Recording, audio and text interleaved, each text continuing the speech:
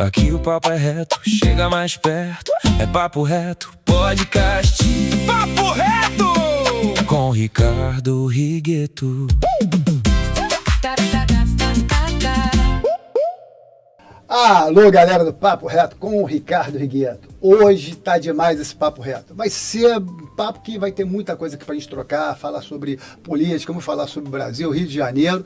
Estou com esse jovem Jorge Felipe Neto, 34 anos, terceiro mandato, tem um legado, tem uma história linda, bonita e de muito trabalho. Tá de parabéns. Querido Jorge Felipe Neto, muito obrigado, deputado, candidato ao seu quarto mandato, se Deus quiser. É uma honra recebê-lo. Obrigado, Righetto. Feliz demais de estar aqui no podcast Papo Reto. Afinal, é muita honra estar aqui e poder debater os temas do nosso estado, poder debater os temas do nosso Brasil, falar um pouquinho do que a gente pensa e, mais do que isso, chamar a atenção daqueles que estão nos assistindo, do cidadão, que esse é um ano de decisões fundamentais para o nosso país. País onde o Brasil precisa muito dos brasileiros. Então, obrigado, Righetto, por essa oportunidade aqui. Nós que sentimos honrados. Então, vamos começar essa primeira pergunta.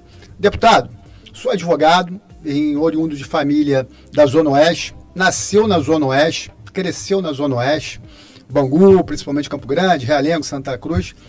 Por que enveredou para a política, para a família, e não foi ser advogado, economista, empresário? Por que a política?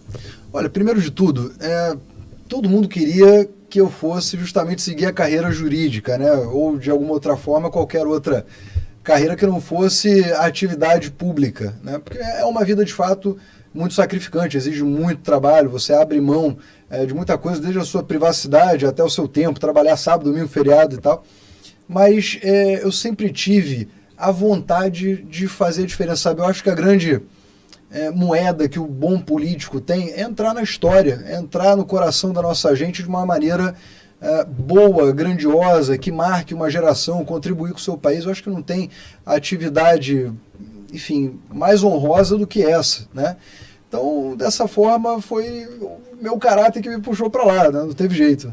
E vamos lá, você tem dois grandes referências na política, todos nós sabemos. Sim. Seu avô, o que representa?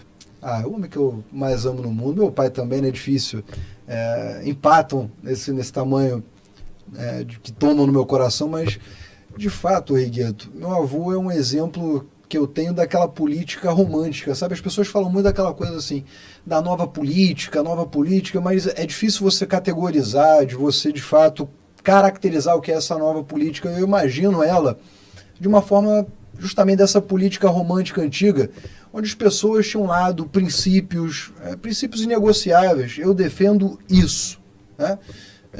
E não fica essa coisa circunstancial, uma hora um cara está com outro, outra hora está com outro, essa coisa esquisita que faz a política perder credibilidade, né? Então, essa é a referência que eu tenho do meu avô, um homem sério, justo, carinhoso, né? Sem deixar de ter as suas posições e a sua verve, né? Um cara muito bem resolvido. É isso, entendeu? Mas todo mundo gosta, mas ele tem a sua posição. Olha, eu defendo o servidor público, eu defendo a Zona Oeste, eu defendo o taxista, eu defendo, né, e diversas outras posições que ele, ao longo da vida, adotou, como a educação de tempo integral, que eu acho que é uma das políticas mais renegadas dos últimos 40 anos, que a gente não pode deixar de ter, né? Então, enfim, é isso que eu acho que ele representa na minha vida, um grande exemplo.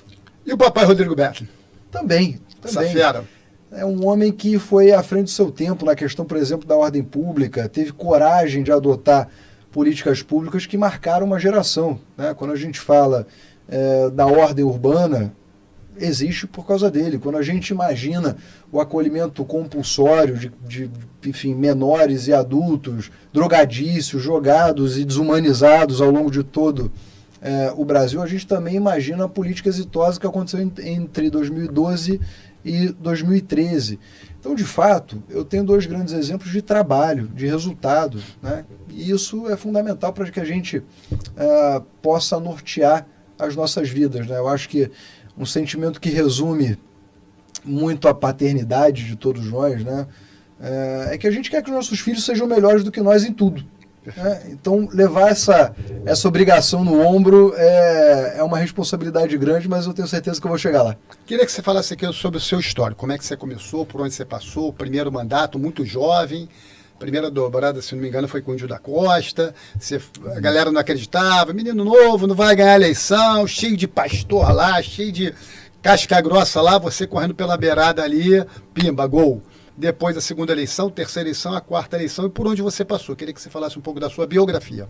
Olha, o que eu vejo é muito político fazendo campanha sem propósito e sem proposta, né? Quando você tem mensagem e ela atinge o coração das pessoas, obviamente, aquilo arregimenta mais gente. Então, foi essa mensagem que eu passei na minha primeira campanha, principalmente falando dessa questão da educação de tempo integral e da gente ter um movimento de fato renovador de ideias, sabe? O Brasil está precisando andar para frente, né? Que a gente fica preso nessas ideias distópicas e heterodoxas que estão muito atrás do que é o movimento de todo o tempo do mundo, né? O mundo está discutindo como é que sai desses endividamentos públicos gigantescos. O mundo está discutindo uma política pública que tenha mais resultado na área de segurança, que tenha mais resultado na vida das pessoas. E aqui a gente estava naquela coisa identitária, um contra o outro. Isso não era lá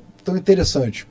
Então, no primeiro mandato, eu me dediquei muito a ser uma voz de oposição na Assembleia Legislativa. Na época era o governo Pezão.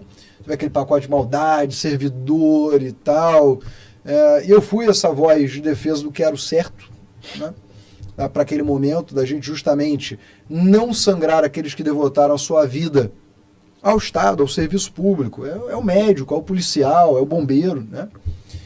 Fui convidado para ser secretário de Conservação e Meio Ambiente da cidade do Rio de Janeiro, uma cidade maravilhosa, mas que naquele momento o Rio de Janeiro, para fazer aquela vitrine da Olimpíada, da Copa, levaram a cidade à falência. Eu encontrei uma secretaria destruída.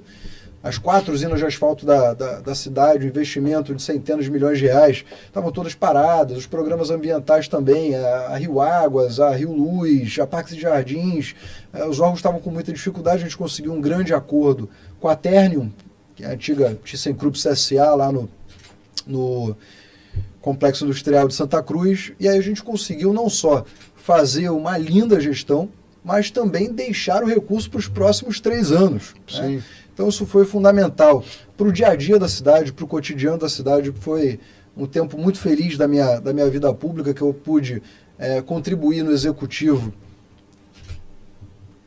dando o meu melhor, dia sim eu também, acordando cedo, não tendo hora para dormir nunca, atendendo cada região dessa cidade e construindo o Rio de Janeiro que a gente quer, que é o Rio de Janeiro onde não tem o Rio de Janeiro da vitrine, é o Rio de Janeiro unificado, né? Sim.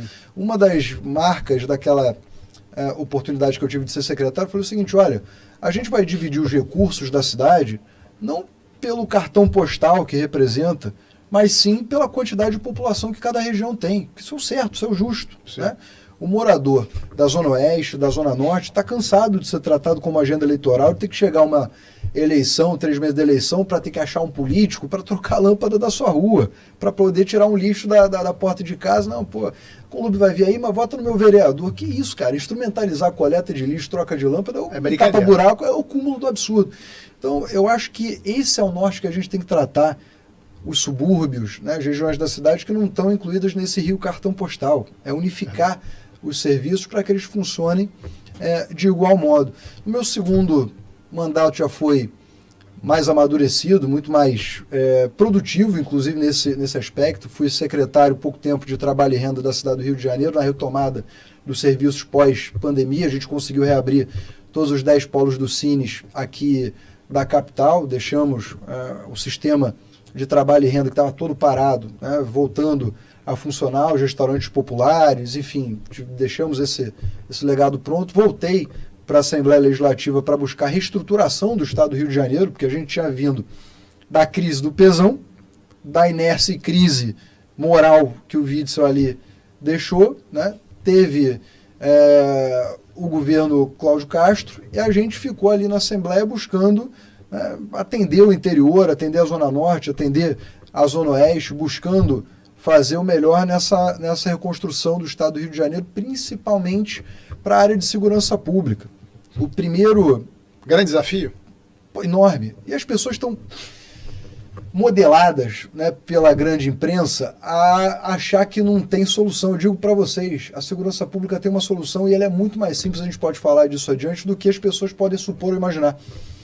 O primeiro bairro fora do Rio de Janeiro cartão postal que teve um segurança presente foi Bangu, e não foi por acaso, foi porque a gente perturbou, insistiu, né? Por que só pode ter segurança presente no Aterro, na Barra da Lapa, Tijuca, Copacabana, Ipanema? Na época não tinha nem na Barra, mas de igual forma, a gente tem um problema muito maior nas outras regiões da capital do que tem propriamente na Zona Sul, porque a Zona Sul tem um policial para cada 150 habitantes. Pro lado de lá tem um para cada 1.500, outras um para cada 750. É uma distribuição muito desigual. A gente conseguiu fazer a implantação do Segurança Presente Bangu, ajudei a montar ali o esquema estratégico de como ia ser feito. Bangu era top 5, por exemplo, de todos os tipos penais que você pudesse imaginar, a região do 14º. 6 anos depois, a gente tem 93% dos crimes comuns reduzidos. Mesma coisa, Segurança Presente de Campo Grande. A gente tinha o segundo pior salário das polícias de todo o Brasil. Hoje a gente tem o terceiro melhor. Então são avanços expressivos que a gente tem orgulho de ter ajudado a construir, identificar, votar, lutar para que aconteça na Assembleia Legislativa. Já o terceiro mandato foi voltado, né, muito a dois temas que eu acho bastante importantes a gente colocar, que são dois problemas de todo o Estado do Rio de Janeiro. O primeiro, a questão da mulher. Se tem uma pessoa hoje vulnerável nesse Estado, é a mulher jovem, mãe solteira. E a mulher vítima de violência.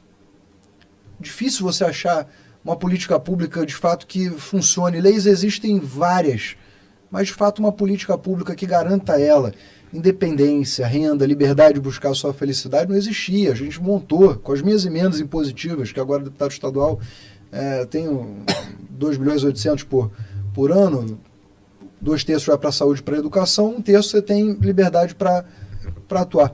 E a gente conseguiu formar em todo o estado do Rio de Janeiro mais de 3.000 mulheres. Nossa. Que estavam em situação de vulnerabilidade, bastante. Vítima de violência doméstica, que não saía de casa porque tinha medo de não conseguir um aluguel, medo enfim, ficava se submetendo a essa situação desumana.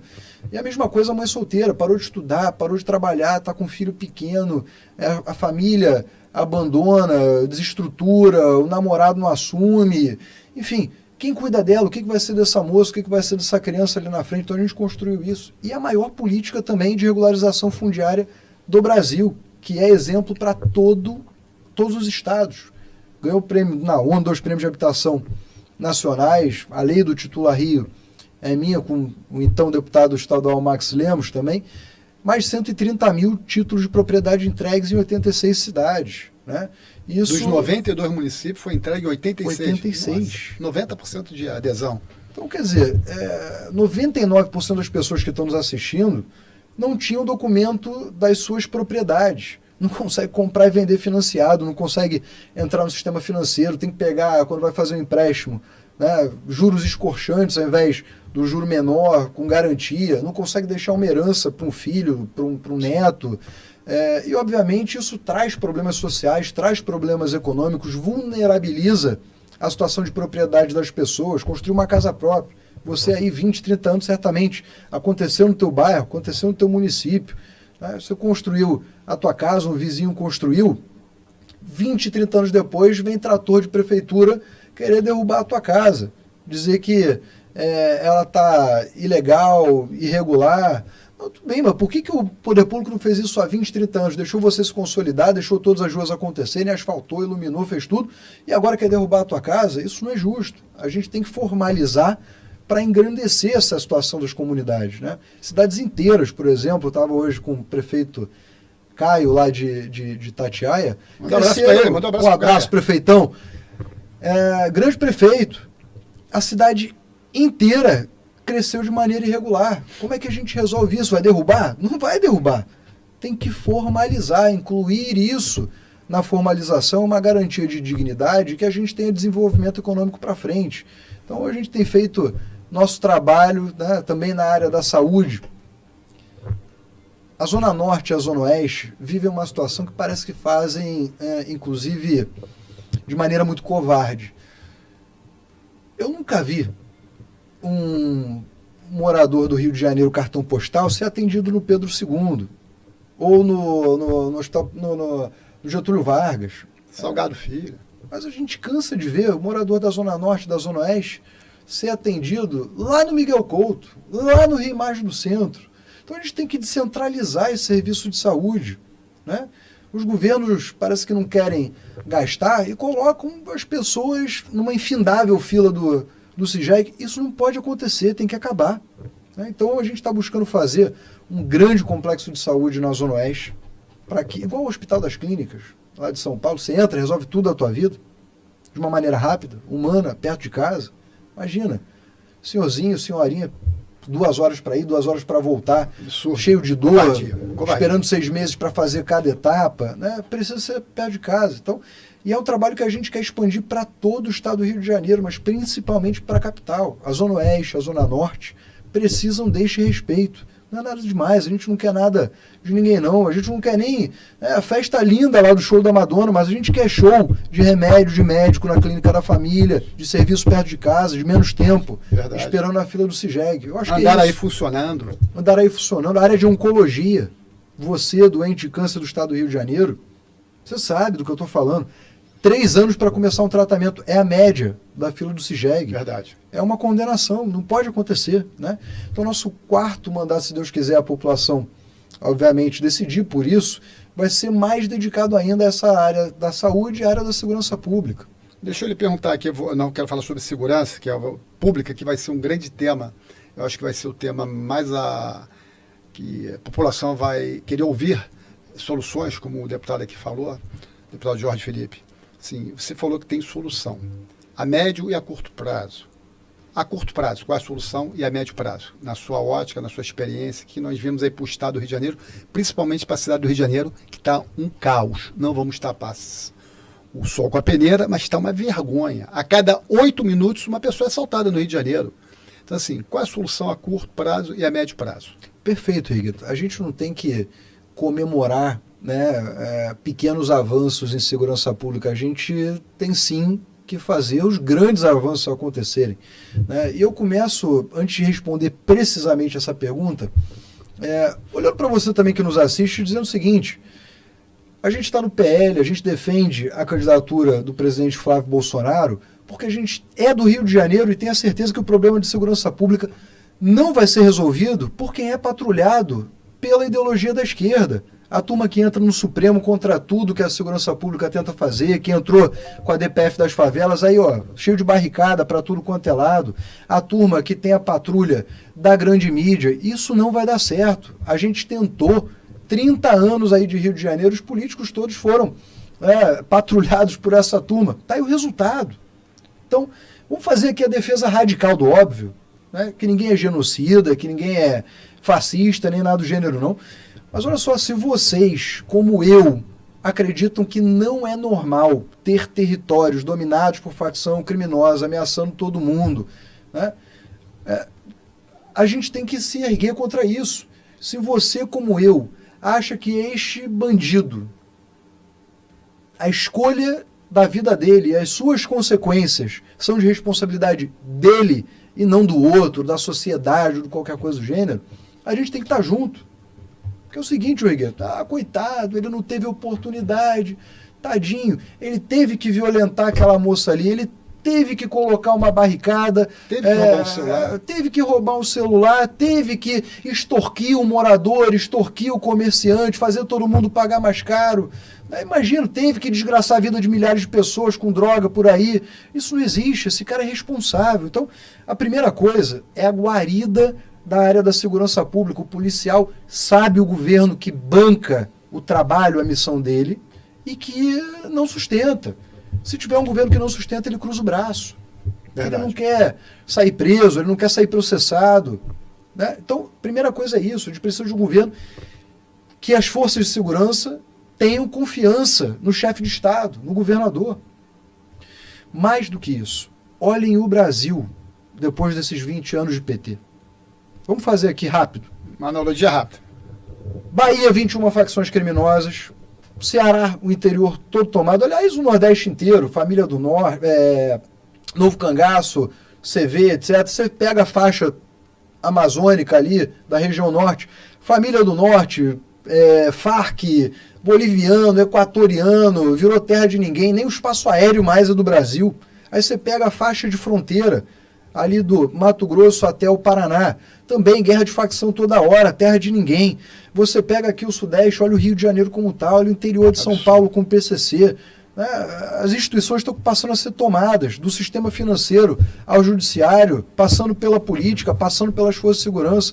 Então a gente precisa da defesa intransigente contra esses marginais. É tão simples quanto isso. Mas qual a solução, Jorge? A solução, no Rio de Janeiro, eu te digo com a maior tranquilidade do mundo. Primeiro, é a retomada firme de território. E para isso vai precisar, sim, de força armada. Vai precisar entrar e não sair. E retomar o território, um lugar por vez. Estabilizar esse território. Segundo, eu quero dar um dado aqui que pouca gente sabe, e pouca gente fez essa análise. Eu acho que publicamente no podcast vou fazer a primeira vez aqui. Opa, pimba! Até 2022, o policial não tinha obrigatoriedade do Supremo Tribunal Federal de colocar uma câmera no peito. Perfeito. Então ali tinham 26 mil prisões em flagrante no ano de 2022. No ano seguinte, 2023 e posteriores, teve quase o dobro disso. 2023 foram presos 48 mil bandidos em flagrante. 2024, 52 mil. Ano passado, 54 mil. Está no anuário de segurança pública, no Instituto de Segurança Pública, facilmente verificado. Se quiser pesquisar, só ir lá. Agora, olha que dado interessante. A Polícia Civil, a Polícia Militar prendem toda essa galera. Prende muito. Aí você vai ver, no sistema prisional mesmo, a quantidade de presos não mudou nesses anos todos. Tinha 51 mil em 2022, continua tendo 51 mil em 2025. Aí eu te pergunto, o erro é da polícia? O erro é da política? O erro tem que ser bem definido. Está na justiça a oportunidade de prender e manter preso esse cara. É sobre isso. Vou dar um exemplo aqui, a gente aprovou na Assembleia Legislativa o Programa de Enfrentamento ao Crime, no final de agosto de 2025. Acabando com saidinha, com visita íntima, menor infrator com crime violento, ficar 2 anos ao menos preso, recolhido no sócio educativo e tal. Alguma dessas medidas foi levada a cabo pela Justiça? Nenhuma. Chegou o próximo Natal, soltaram lá 2 mil presos, ninguém voltou. Ninguém voltou. Então, se a lei não está mais valendo nesse país, né, a gente tem alguma coisa errada. E aí entra um outro ponto da importância dessa eleição de 2026 e da defesa do óbvio. A Justiça precisa voltar a entender o seu papel constitucional, dar espaço para que a lei seja seguida. Não dá para sequestrar o Brasil com vontade de A, B ou C na aplicação da lei. Então, é sobre isso essa eleição. O eleitor tem que entender isso. A gente tem que fazer a defesa de um judiciário que volte a ouvir a sociedade e fazer o estrito cumprimento da Constituição. Verdade. Fazendo um adendo aí, deputado, o senhor colocou muito bem, temos outro fator econômico. Nos 2 últimos anos, mais de 300 empresas grandes, médias grandes, também está na pesquisa lá, científica, fecharam as portas, indo para outros estados, ou sendo até do Brasil. Vou falar uma grande, Castrol, Castrol fechou, saiu, foi para Barra do Tijuca e saiu. Enfim, grandes empresas saíram da Zona Norte do subúrbio do Rio. Primeiro, por causa da falta de segurança. E segundo, a tributação. E terceiro, o que gera desemprego e a economia do estado do Rio de Janeiro cai. Estão indo para outros estados. Então, como o senhor colocou bem, a segurança é algo que tem que ser visto com muita habilidade, conhecimento. Tem que ter pessoas que ali valorizam os policiais, que valorizam o profissional de segurança pública, que tenham que medir, não possa medir esforço para mudar a legislação nas penitenciárias, que não podem ter essa saidinha, isso tem que ser mudado, e a população conta com isso. Agora, a questão das próximas eleições. Como é que o senhor vê o cenário? Direita, esquerda, a sua experiência, o que vai acontecer nesses próximos 45 dias? Queria que tu falasse um pouquinho sobre essas próximas eleições. Olha, eu espero que a direita ganhe com a força do povo, né? Porque, de novo, a gente não está fazendo nenhuma defesa extraordinária, né? É a defesa do óbvio. Quer ver outra defesa do óbvio aqui? Né? Não dá para fazer economia por quem não gosta de empresa, empresário, setor privado, indústria e agro. Esse é o time que está governando o Brasil. É claro que você vai ter falência em massa. Esses caras acham, né, que montar uma economia é brincadeira. Né? Não dá para ser dessa forma. Vamos lá, a gente teve uma pandemia. 1.500 empresas na pandemia entraram em recuperação judicial. Nos primeiros 6 meses deste ano, 2026, 6 mil empresas entraram em recuperação judicial. O atual governo que está aí, para o empresário, é 4 vezes pior que uma pandemia. Sim. E não é nenhum empresário assim, pequeno, micro. Não, quem pede recuperação judicial é do médio para cima. É o cara que emprega 100 pessoas para cima. Né? São as indústrias, são as pessoas que de fato têm ali uma geração de riqueza pujante para o Brasil. E estão fugindo. Né? Excesso de imposto, no ano que vem, se entrar essa reforma tributária do jeito que está, cara, inviabiliza a atividade econômica. A gente tem 2 impostos, inclusive, que entram em vigor em novembro, que o governo ainda não disse como é que é. Para quê? Como é que vai ser feito o recolhimento desse imposto. Então, quer dizer, não tem previsibilidade, não tem segurança jurídica, não tem estima pelo empresário, e querem colocar todo mundo um contra o outro, né? Se vocês, como eu, acham, e eu tenho certeza, né, que empregado e empregador não são inimigos, são complementares, né? Um tem que ajudar o outro. É esse Brasil que a gente precisa resgatar, Riguito. A economia já tem uma crise contratada gravíssima para 2027. E vão tentar te enganar esse ano, dizendo que a economia está maravilhosa. Não está. As famílias estão endividadas, sofrendo, as empresas falindo ou fugindo, e tem um governo que só sabe cobrar mais imposto e sacrificar mais a nossa gente. Deputado, tem uma pergunta aqui, ó, virar um pouco aqui o lado, porque é o seguinte, as pessoas estão perguntando, nossa produção já mandou aqui, Vera Lúcia de Copacabana. Deputado, estamos chegando às próximas eleições. Os políticos começam a aparecer apertando nossas mãos aqui em Copacabana, que está uma vergonha. Arrastões, moradores de ruas morando embaixo de marquise, nada mudou. Quando é que as autoridades irão realmente fazer algo que funcione? Todo verão não posso sair de casa. O que o senhor pode me dizer aí? Vamos lá. Eu posso fazer algumas análises dessa pergunta da Vera Lúcia. Aliás, te agradecer pela interação, pela pergunta, acho que é sempre fundamental. Copacabana, a princesinha do mar ali, tem sofrido muito. Você anda na Nossa Senhora de Copacabana, acho difícil você andar 5 metros sem ter um morador de rua, um drogadício ou um menor infrator. Principalmente o idoso de Copacabana sabe disso. É trombadinha para tudo quanto é lado, é arrastão nas praias. Tem 2 análises que eu posso fazer. Primeiro é o seguinte, quando o senhor ex-prefeito da cidade, Eduardo Paes, assinou com o Ministério Público o termo de ajustamento de conduta impedindo o acolhimento compulsório de menores infratores, que eles fossem sarqueados pelas polícias ou pela guarda municipal, ele, de uma forma ou de outra, destinou isso a Copacabana. E segundo, a gente precisa de uma política nacional que cuide desse menor infrator da maneira que ele tem que ser tratado, porque eu vou te dar o exemplo do meu filho de 10 anos de idade. Meu filho de 10 anos de idade, minha filha de 7, sabe que matar é errado, que empunhar uma arma, colocar na cabeça da pessoa para levar um celular é errado. Né? Então, eu não entro na discussão da idade, da redução da menoridade penal. Se vai ser 14, se vai ser 16, se vai ser 12, se vai ser 10. Eu acho que tem que ser avaliado se esse menor tem discernimento daquilo que ele está fazendo. Porque se tem 12 anos de idade e está aterrorizando meio mundo, né? Como existe. Muito, inclusive, ele precisa de uma boa dose de correção na sua vida. E essa dose de correção, né, infelizmente, a família dele não está dando conta. Vai ter que ser com as forças de Estado, vai ter que ser no sócio-educativo, vai ter que ser com prisão, vai ter que ser fazendo esse jovem repensar todo o estilo de vida dele. Que ainda é recuperável ele. Ele ainda é recuperável, mas quando chega a 16, 17, 18 anos, 20, já está aí com não sei quantas mortes nas costas. Então esse jovem de 12, 14 anos, ele é recuperável. Deixa eu fazer outra pergunta aqui, deputado. Isso aí você conhece bastante.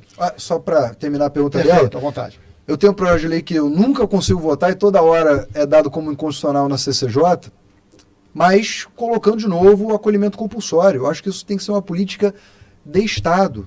Menor não pode ficar na rua fazendo o que quer, desacompanhado. Chegamos a ter menor drogadício, menos ainda. Ele é um risco para si e um risco para a sociedade. Verdade. O maior entorpecido pelo crack, ele também está pondo em risco a própria vida e a vida dos outros. Tem que ter um acolhimento compulsório. Ele não é mais capaz de discernir, né, absolutamente nenhuma consequência daquilo que ele está fazendo, ele é capaz de tudo. Então tem que ter essa política. Né? Existe em vários lugares do mundo. E aqui a gente foi pela contramão do discurso da esquerda e tal, tentando fazer uma política que deu certo, que acabou com o morador de rua, com Cracolândia, na cidade do Rio de Janeiro, né? Nunca mais acontecer. A gente vai conseguir isso. Amém. Vamos lá. Maurício, taxista do Meia. Alô, Maurício, aquele abraço. Senhor Jorge Felipe Neto, fui várias vezes a reuniões, inclusive com o senhor, sobre as questões sobre a nossa categoria Norte Shopping e etc. Madureira. A coisa não andou. O governo prometeu um monte de coisas que não cumpriu. Sabemos que a culpa não é do senhor. Sinceramente, estou desacreditado na política. O que a gente pode falar aí para os taxistas? Vamos lá, você tem que ser mais específico do que não andou. Eu acho que a gente teve avanços nos últimos 4 anos e eu posso te dar um exemplo aqui. Ninguém tinha regulamentado a questão do táxi intermunicipal. Nos últimos 40 anos, todo mundo discutiu, ninguém resolvia. Está resolvido, lei minha. A mesma coisa quando a gente verificou que a concorrência ruinosa dos diversos modais de transporte estava afetando os taxistas de uma maneira desigual. Quer dizer, a entrada, por exemplo, do Moto Uber, dos aplicativos, etc., né, transformou o táxi, que é uma categoria de Estado, impossibilitada de trocar o seu carro, por exemplo. Você tem uma frota aí que já tem uma média na cidade do Rio de Janeiro de mais de 10 anos de uso. Então precisava de um crédito destinado ao taxista, porque ele paga 1 milhão de necessidades que o poder público impõe a ele, dos mais diversos seguros, das mais diversas taxas. Tem que parar de trabalhar 1, 2 meses no ano só para ficar tratando de taxímetro, de não sei o quê, de vistorias, bababá. Então a gente criou o Crédito Táxi da Gerrio. 20 milhões foram dados aos taxistas, mais de 500 foram atendidos nisso, né? 12 meses de carência, 60 meses para pagar, juro zero, sem análise de crédito. Isso inspirou o governo federal a fazer, por exemplo, agora, enfim, que eles prometeram 30 bilhões e tal, através da Caixa Econômica, só que eles fizeram com análise de crédito. Só que está todo mundo endividado, então ninguém consegue o crédito. Deve se entrave, então. Eles podiam fazer o seguinte: pega esse dinheiro da Caixa e coloca na Gerrio do governo do estado. Está pronto o programa, está rodando, tem contas específicas.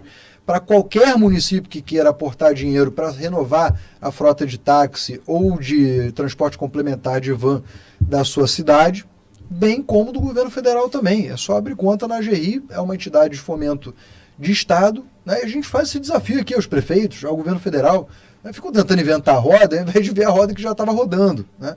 E a gente tem o Propag agora no governo do estado, que vai abrir espaço fiscal para a gente poder fazer mais fomento a essas categorias de estado, porque não só o taxista está sofrendo, todo mundo está sofrendo com o atual governo.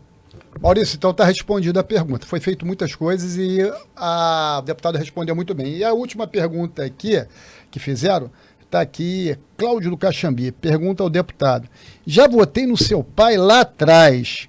Gostaria muito que ele voltasse para ser candidato. Ele tem vontade? Não seria uma boa dobradinha pai e filho? Ah, cara, manda mensagem pra ele. A gente tem um combinado dentro de casa, né? Essa maluquice só dá pra ficar um, entendeu? Porque senão azeda a macarronada de domingo, porque de fato é uma vida muito, muito sacrificante e você tem que abrir mão de, enfim, amigo, contato com a família, coisas que são normais pra qualquer pessoa, né? Acabou não sendo pra gente. Chegar às 6 horas da tarde em casa não existe. Sim, claro. Né? Sacrifica muita família. Então, feriado não existe. Então, ele tá bem, tá tranquilo, tá tocando o barco bem dele. Acho que nem ele teve vontade de voltar mais pra vida pública, já deu grandes contribuições. E deixa que a gente mata no peito e toca daqui em diante. Vai tocar essa esperança. Vamos chamar nossos colaboradores, esse a gente não paga o jabá, galera? Tamo aí, Marcelão. Isso. Como é que solta aí primeiro aí? Rapaz, aí. Deputada. E LBV Rádio Brasil. Conhece a LBV, deputado? Claro. Já teve lá? Já tive. Um lindo trabalho social, né? Sendo fantástico. Legião da Boa Vontade. Ele funciona em Del Castilho com a Super Rádio Brasil, uma rádio onde foi 5 vezes campeã do Prêmio Zagallo. Eles têm lá um programa esportivo. É uma rádio onde tem uma audiência muito grande. E a instituição hoje funciona com 500 crianças diariamente. 500. Eles tomam 5 refeições. Café, lanche, almoço, tem um lanche antes de sair. E aí tem aula de manhã, como o deputado aqui falou.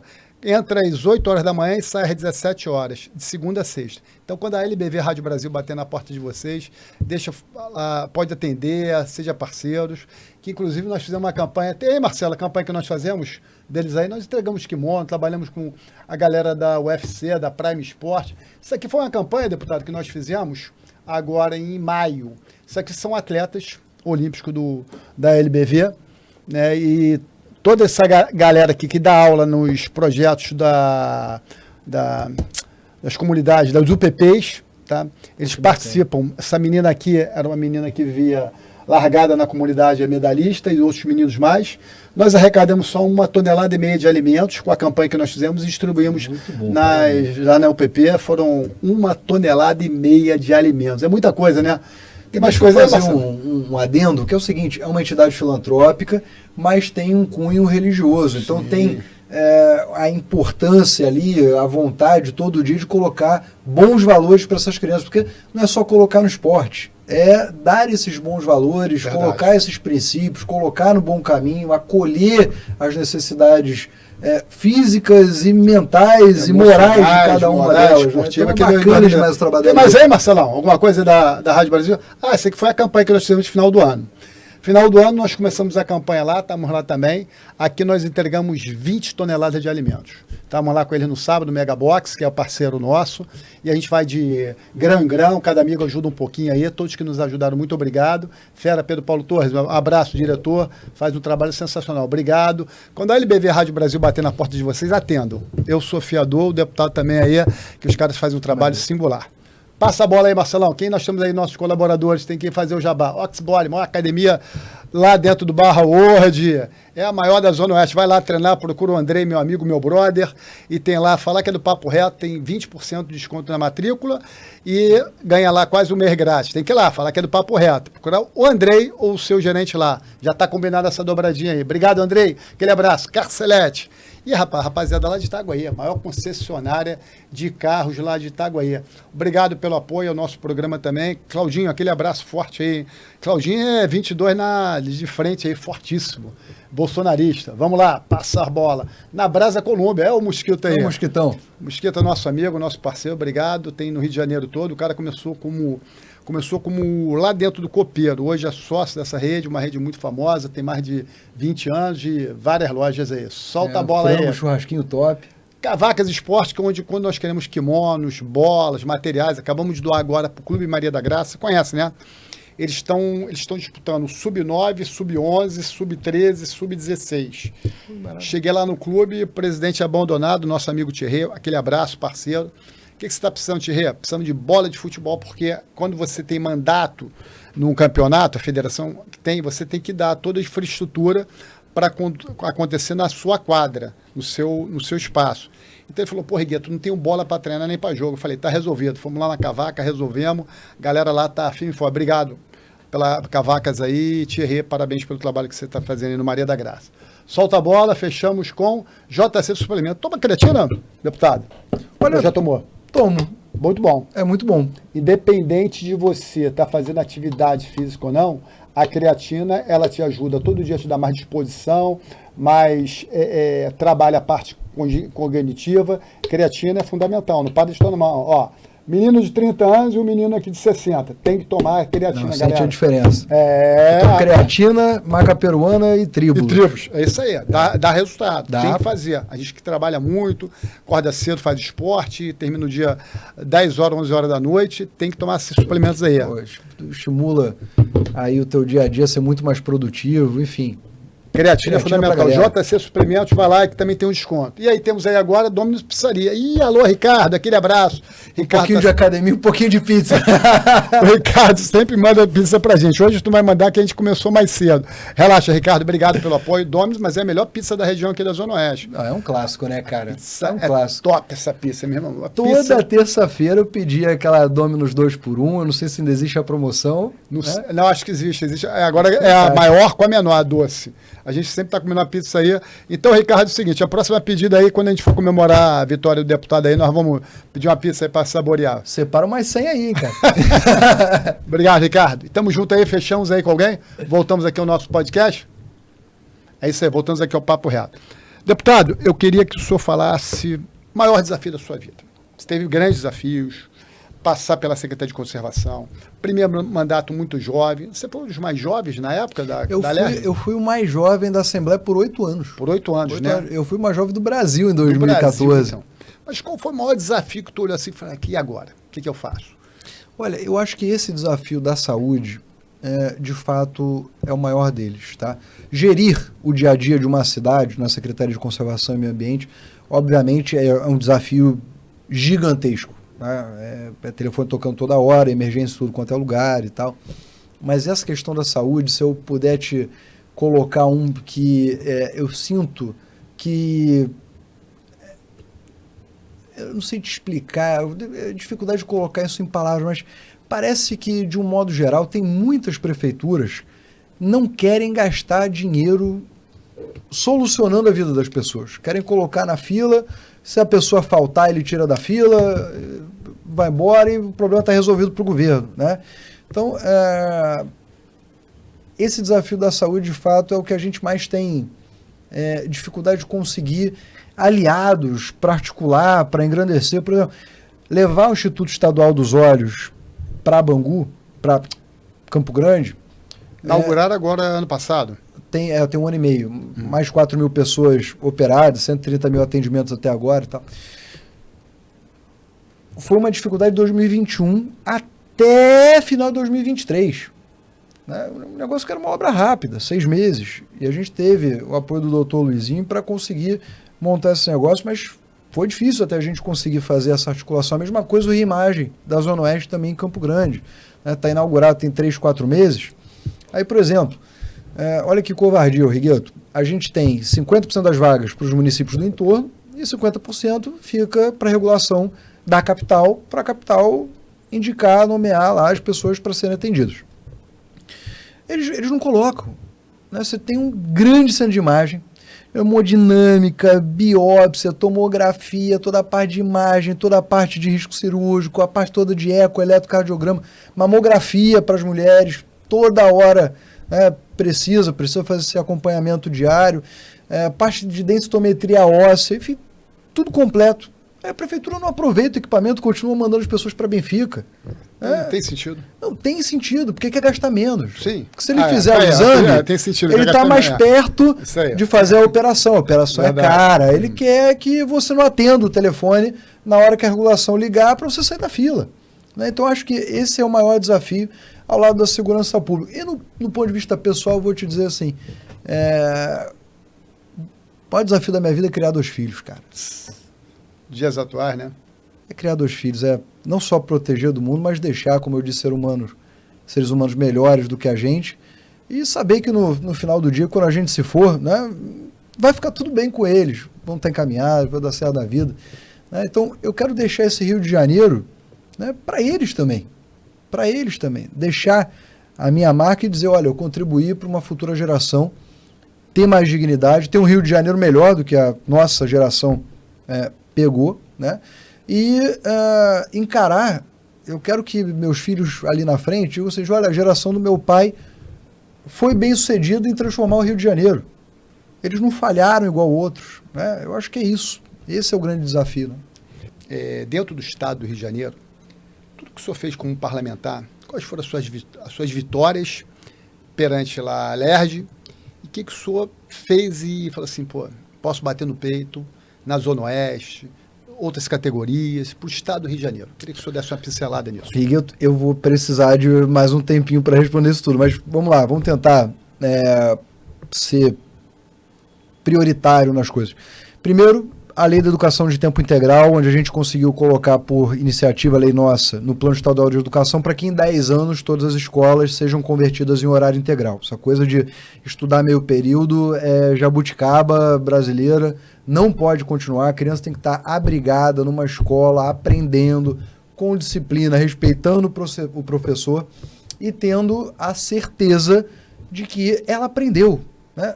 O que a gente vê hoje é uma geração, muitas vezes, que sai do fundamental sem saber ler e escrever. A coisa mais difícil hoje é você arranjar um profissional que saiba colocar ponto, vírgula e letra maiúscula. É complicado isso. Concordância verbal já é um outro nível. Parece que precisa de ensino superior. E nem no ensino superior, às vezes, você vê gente assim, vê gente chegando na faculdade, de fato, iletrada, né? A educação tem que ser vista como uma prioridade também. 2, como eu te disse, a gente colocou para funcionar as 4 usinas de asfalto da cidade, conseguimos lá com a Térreo fazer os maiores programas ambientais de conservação de rios, margens, lagoas da cidade do Rio de Janeiro. Deixamos 4 anos isso rodando com este recurso. Eu fui o único que conseguiu, para os parques municipais, os 14 parques municipais, recurso em um programa para fazer, que era o Conservando Parques, para que o gestor dos parques municipais nas áreas ambientais não fosse gestor de problema, mas gestor de solução. Tem que ter um biólogo, tem que ter um segurança, tem que ter... O Bosque da Barra estava completamente largado, por exemplo, a gente conseguiu fazer essa retomada, esse pique para os parques municipais. Obra, infraestrutura para muito lugar, né? Eu já consegui indicar para prefeitos e governadores, né? Mais de 250 ruas para ter saneamento onde não tinha, as pessoas podem pisar hoje num chão que não é de barro, que não é de cocô, né, de esgoto e tal, seus filhos terem dignidade, porque existiu um mandato parlamentar que lutou por elas, né? Óbvio, quem faz o executivo, mas a gente tem que cobrar que isso aconteça. Mesma coisa na área da saúde, se tem hoje o Eduardo Rabelo reformado, se tem hoje o Estado Estadual Eduardo Rabelo em Campo Grande, o RIMAGEM da Zona Oeste, se tem o Instituto Estadual dos Olhos, é a conquista do nosso mandato. Se existe o maior programa, de novo, de regularização de moradias do Brasil, vanguarda do Rio de Janeiro, foi porque a gente escreveu a lei, escreveu o programa executivo de trabalho. Se existe um programa de qualificação profissional para as mulheres no estado do Rio de Janeiro, onde 70% delas, em até 3 meses, ganha renda acima de um salário mínimo, está saindo ali do Bolsa Família, né, para conseguir cuidar de fato da sua família, conseguir ter liberdade para buscar a sua felicidade, é fruto do nosso mandato, das nossas emendas, das nossas indicações. Se muitos bairros, por exemplo, como Maria da Graça, tem hoje água, deve também ao nosso mandato. Grande trabalho que o senhor fez lá, um grande trabalho. Então assim, Rigueto, eu trabalho muito lugar do estado do Rio de Janeiro, mas eu acho que principalmente o foco, nós temos segurança presente, como eu já disse, na Zona Oeste, valorização da policiada, a gente está lá ajudando. Mas principalmente, eu sempre fui um deputado, né, que eu não fiquei nessa coisa de trocar lâmpadazinha para cá, para lá. Eu quero as questões fundamentais da cidade e do estado resolvidas, né? E esse tem sido o foco. Umas a gente conseguiu, outras a gente ainda, com certeza, vai conseguir com trabalho, porque quem tem determinação, trabalho e fé consegue chegar nos seus objetivos. A gente ajudou os taxistas, o Creditaxi da Rio. Eu quero para todo o estado. E é um compromisso a gente continuar lutando. A mesma coisa quando a gente fala do táxi intermunicipal. O taxista saía de Niterói, com o morador de Niterói, atravessava a ponte para deixar esse cara no centro do Rio, tomava R$4.000 de multa do Detro. É bizarro. Tá resolvida a questão. Mas a gente tem que tratar das questões fundamentais do Estado do Rio de Janeiro. Então, saúde, educação e segurança. Esse é o foco, essa é a conquista. Além disso, não só basta materializar o trabalho parlamentar. A gente tem que ver os valores, os princípios que esse deputado, que esse parlamentar está defendendo. Porque senão a gente trivializa, transforma em algo supérfluo, superficial a escolha do voto. O voto é uma parte da tua alma no destino desse país, no destino do nosso povo. São as futuras gerações ali que você está colocando o destino naquela urna. Então tem que ser encarado dessa forma também, tem que ter princípios, valores e resultados. É isso que o nosso povo está precisando, é isso que eu tenho muito orgulho de defender e propor no meu dia a dia. Parabéns, deputado. É muita coisa para fazer, a gente tem que marcar até outro podcast, mas queria que tu falasse sobre a Delegacia da Mulher. A Delegacia Especializada de Atendimento à Mulher de Campo Grande também foi uma indicação nossa, a gente colocou muito no plano importante. de governo. Campo Grande é o bairro do Estado do Rio de Janeiro, a inscrição de segurança pública lá do 40º Batalhão de Polícia Militar, que mais tem violência contra a mulher. E como é que ninguém faz nada? Sim. Como é que não tinha uma DEAN ali? É mais do que simbólico, é necessário. Porque se não tem, subnotifica. Eu sou contra também você fazer tantos recortes. Tem uma delegacia para cuidar só disso, ou só daquilo, ou só daquilo outro. Todas elas têm que estar preparadas para atender a mulher. Mas a gente sabe que a DEAN tem uma forma de acolhimento melhor. Tem ligação direta com juízas para fazer e delegadas que tomam conta dessas delegacias especializadas, das medidas protetivas, da efetivação da Lei Maria da Penha, que esse mês fez 20 anos, na semana passada fez 20 anos. Então, tudo isso é fundamental a gente ter uma DEAN. É um trabalho lindíssimo, a Ronda Maria da Penha, tudo isso parte de uma delegacia especializada de atendimento à mulher, que a Zona Oeste agora tem uma para chamar de sua no seu centro. Parabéns, deputado. Assim. Agora, uma pergunta que não se cala. Todos que sentaram aqui, temos um ano de programa, mais de 30 pessoas foram entrevistadas aqui. Nós queremos saber o seu conceito, sua colocação, sua análise. E aí tu fica bem à vontade. E a gente pergunta sempre, não tem jeito. A corrupção hoje em nosso país, atrelada à falta de educação, como tu bem falaste aí, são os maiores cânceres no nosso país ou existem outros fatores aí que são mais relevantes? Olha, com certeza é um deles, né, dos quais outros decorrem também. Mas, de novo, isso é uma justiça que não pune adequadamente aqueles que fazem maus feitos na administração pública. Não dá, de verdade, não dá para ter um país que você veja 16 bilhões de reais serem roubados dos nossos aposentados e ficar tudo como está. Mexe em 1 centavo de aposentadoria do francês, Paris vai abaixo, vão queimar Paris inteira. Verdade. Né? Então, é o Brasil precisando dos brasileiros, isso é um drama de todos nós. Não dá para ter mais 4 anos de tudo pode. Perdeu-se a bússola moral pós-Fernando Henrique. Pós-Fernando Henrique, um escândalo de corrupção era um escândalo de corrupção. Sim. Hoje é mais um. Gente, depois do Petrolão parece que normalizou tudo. 100 bilhões de reais roubados do nosso povo. Aí você vê todas as estatais. Petrolão, que até mensalão e por aí vai. Por aí vai. É o Lulinha, é o outro, mas olha só, vamos rapidamente aqui. Final de 2022, todas as estatais estavam com superávit. Pega a Porto Rio, Porto do Rio. 600 milhões de reais em caixa. No ano seguinte, estava com caixa devendo 60 milhões. Correios. Sumiu 660 milhões. Nossa. Em um ano, do nada. Isso é normal? Desculpe, isso não é só incompetência. Isso é roubalheira. E está escancarado na cara de todo mundo. Né? Não dá. Isso acontece porque o judiciário é leniente. Isso acontece porque a política virou um fim em si. Não dá para ter um país de 2 em 2 anos tendo eleição, 5.700 municípios, uma Câmara de Vereadores, procurador, secretários, prefeito em cada uma delas. Temos que racionalizar isso. O povo está sangrando com excesso de imposto, com uma roubalheira e gastação desenfreadas, e ninguém mais aguenta. Né? A bússola moral desse país está errada. Está todo mundo achando que a vida tem que ser assim mesmo. A vida não é assim. Sim. Né? A vida não é assim. A gente tem 20 anos de péssimos maus exemplos que estão se reproduzindo. Está dando filho por aí, Brasil afora. É sobre isso. Assistencialismo. Deputados, estamos chegando aqui às considerações finais. Foi um prazer estar com você no nosso Papo Reto, a nossa 31ª edição, 1 ano de programa. O senhor é o segundo político que senta aqui na cadeira e deu uma aula de política, deu uma aula de gestão, deu uma aula de soluções, porque quem faz parte dos problemas tem que fazer parte das soluções. Mostrou causa e efeito. Quais são as soluções? E temos eleições aí, eu posso falar, ele não pode falar. Então temos eleições aí já no dia 4 de outubro, se me falha a memória, é isso? É 4 de outubro? Galera, vamos pensar, vamos pesquisar, vamos verificar. Se você dá um cheque branco durante 4 anos, e esse cheque branco depois você vai cobrar do seu parlamentar, vai lá bater na porta dele, é fundamental.